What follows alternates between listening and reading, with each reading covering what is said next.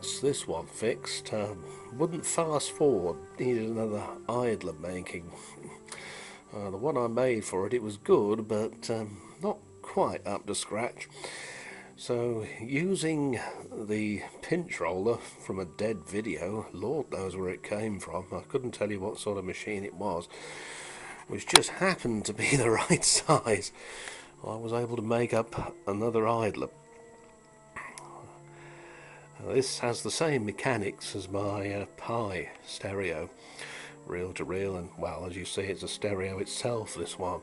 You can use it as a 4-track, or in stereo using both tracks in one go. And again, the old Philips quality comes shining through. It's just a shame that they would use that crappy rubber.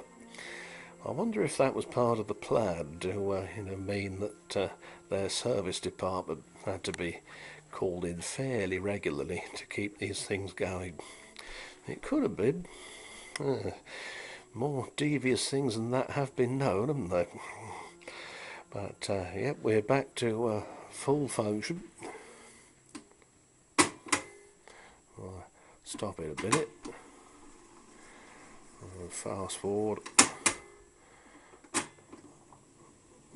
Rewind.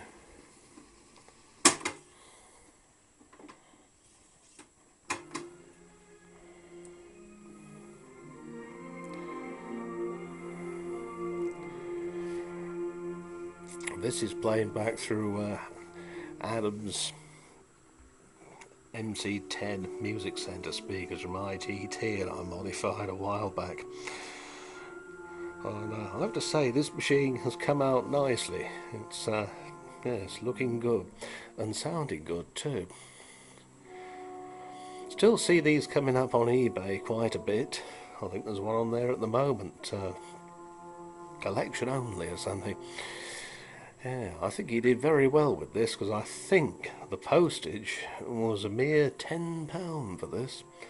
So it must have come via My Hermes or somebody. But yeah, we're all back to full working order.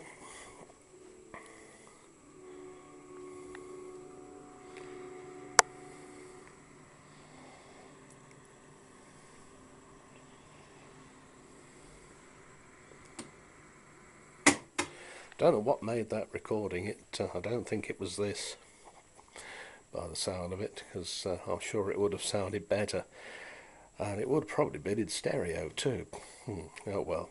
Yeah, funny thing, having a stereo machine and yet only using it for mono. Yeah, work that one out, I can't. Still, the place is full of peculiar people.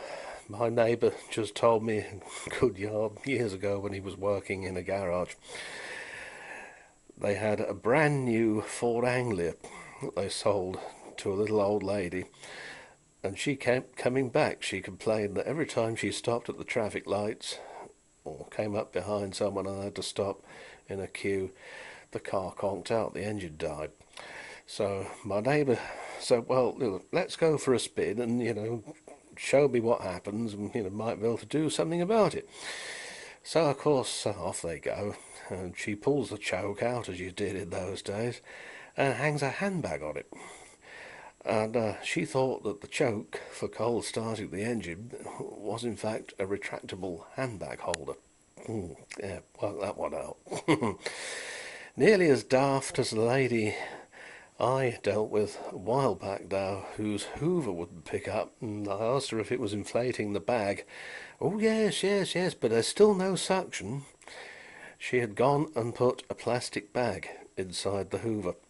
Not a Hoover bag, a plastic bag, because she thought it was more sanitary. So of course the Hoover inflated that like a balloon. The motor then raced because it's not under any load, and of course no suction. There's nowhere for the air to go. Nice.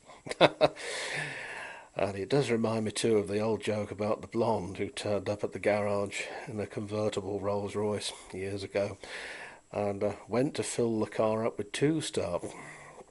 And I shouted over to her, "Don't do that, you'll make it pink." And she said, "What other colours have you got there in it?" On that stupid note, I shall away.